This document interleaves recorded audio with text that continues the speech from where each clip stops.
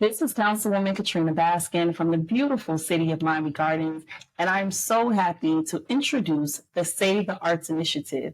With that, we are highlighting Broadway in the Gardens, where there will be a show filled with beautiful performances, performing arts with spoken word artists, as well as dances from Pure London Dance Company. But I'm so happy to have with me here today Angel Refusè, who is a young African-American opera singer. Angel, how are you today? I am fabulous. Thank you so much for inviting me and having this moment with you, Council. Yes, I'm so happy you're available. Angel is a very, very busy person. He does a lot of singing with his maths, and he's working on a really big project at this current moment. He took the time at Night Robbery to be a part of the Save the Arts Initiative, and so happy to have you here.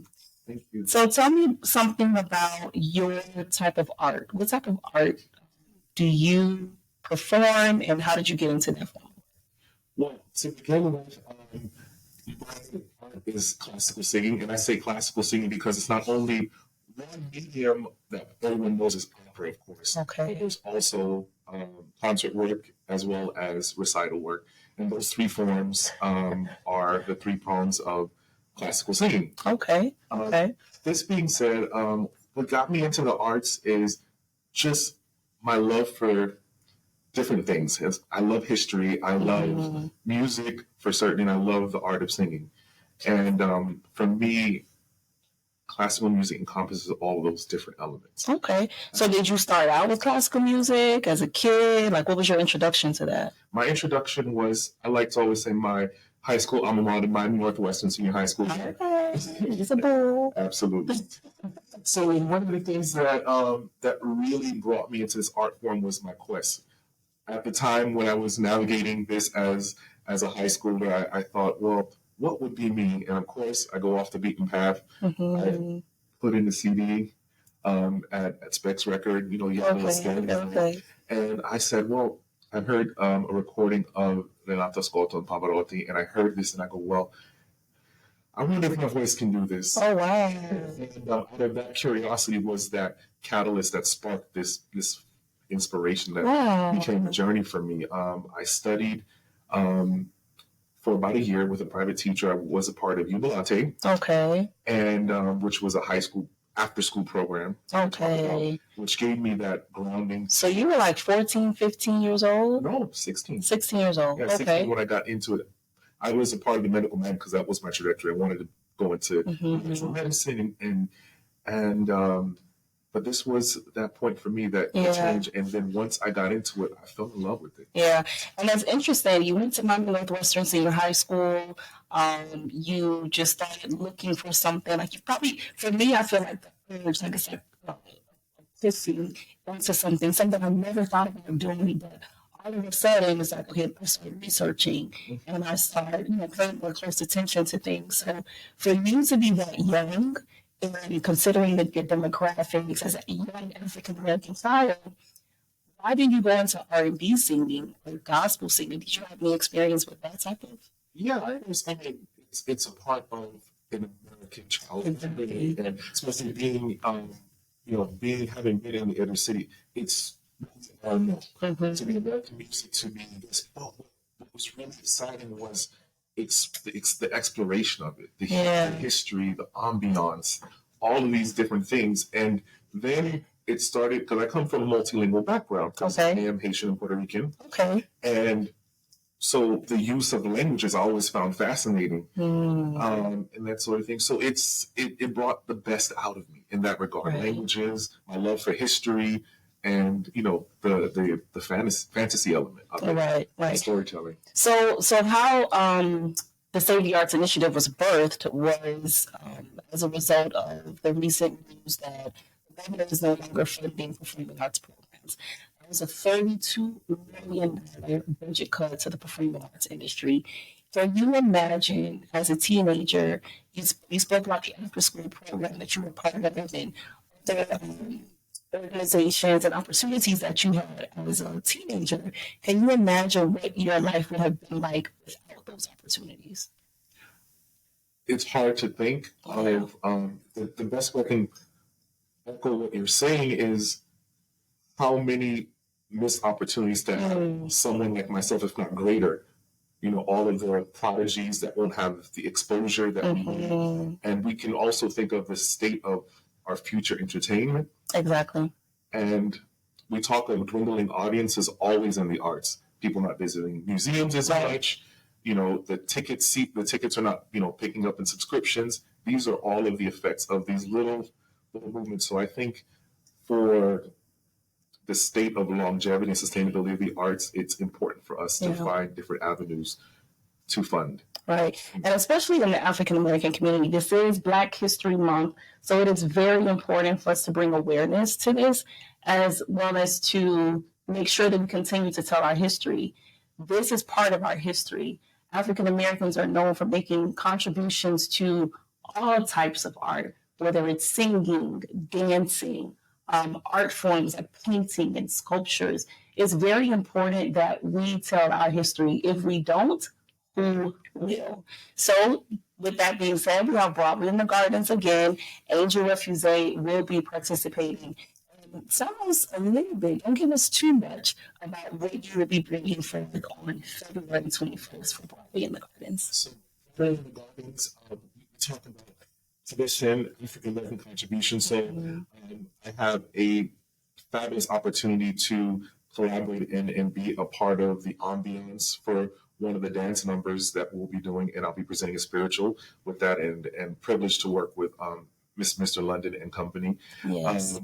Additionally, I'll also be doing a French impressionistic piece to give you I'm so excited about that. And that's from an acting nonverbal where I collaborate with artist Malia Plaisir, and and that's the ambiance for the evening. And of course, I'll give you a vibrant, shining offering. Yeah, that is to be given on the program, so I won't release that information. Thank you very much. So, Angel, I hope you don't mind me telling your age. Okay, Angel is 32. 37? Yeah. Oh, I must have read your old bio. I saw somewhere it said 32. 37. Yes. Okay, well, you look great. Thank you. 37 years old. Wow. And so a lot of people don't know that opera singing, maybe you give a little bit of history about how opera singing started in the Black community, and give us a little bit of the more well-known opera singers. Absolutely. So I always talk about there's two important forms of music. One important form of music, pardon me. The spiritual. It started with the Fish Jubilee singers. And what's so important about them is it painted and gave the room or space for the concept of an African American soloist. Okay. And I think they, because they sang for Queen Victoria, and their repertoire was not spirituals as most people think. Spirituals were their encore pieces. Okay. And later on, during their touring, because they were fundraising to fund the schooling for those who were freshly free from being enslaved. What was really important is from that became the first African American soloists. Of course, they were not allowed just because of the politics and of the time to perform in operatic mediums. Okay. They had the voice for certain. That's where you had, I would call the troubadour, is Roland Hayes. And what's so important about Roland Hayes was it was the first time that they had ever seen, like he's performing in Germany. It's the first time that they ever seen. One of my favorite stories of him was he performed in Germany for an audience. It was in Europe, maybe not Germany, but and one of the things that he said was they booed him as soon as he walked out on the stage, and he didn't know what to do. So he began to sing his leader, Du bist die Ruhe, which means you are peace, and he won over the audience. Wow. And that was one of his first introductions to that particular public. And he did a lot of activism, not so much en couleur or because of his race, but through the level of his artistry. He became one of the highest paid concert soloists in Europe. Wow. And he was the inspiration for Paul Robeson and Marian Anderson. Okay. And it's so important to understand us and understand that we are a part of this tradition. Absolutely. And I think it's very important that you give the history and that we really understand our true history and and where this style of singing comes from, or once we talk to Peter London, where this style of dance comes from. Because I feel like in the African American community, we've kind of gotten lost or just gotten away from the true essence of theater. You know, we give a lot of attention to R&B, hip hop, even gospel music. And I grew up doing all of the above, singing. I don't have the best voice, but I'll sing it back out of a choir. I'm not going to lead a song. I'll sing in the shower, sing in my car. I'm not a singer. I more so danced. I played the piano. I did those things. But we have to remember our foundation for sure and bring in that true essence, the true value of those forms of art. So I'm so happy to have you join us for Broadway in the Gardens and refer to that experience. Now, African American community also, a lot of people that attend shows, or, you know, they think, okay, I like gospel music, I like R&B, I like jazz music. A lot of us have never been experienced or been exposed to opera singing. And so I think that this will be a great introduction to a lot of attendees for opera music. And I'm pretty sure you're going to have some new followers, Angel. I look forward to it. And one of the things I always talk about the importance of saving the arts is so that we understand the appreciation. Absolutely. And that we too are a part of the classic performing arts. We have history here, and it belongs to us just as well. Mm-hmm. Yeah, it's not something foreign outside of us. So I always say, approach this art form and all art with an open arm and just let me understand what's in front of me. Exactly. I love and that. having that mindset, I think it's really important for those who are approaching this. And feel free to do a little research. It doesn't hurt. No doubt. So yeah, that is our interview, our introduction with Angel Refusè, Save the Arts Initiative with Broadway in the Gardens. Looking forward to the experience. I hope to see you all there at the show. It is going to be great. Thank you, Angel. Thank you so much, All right. Councilwoman. Nice to have you.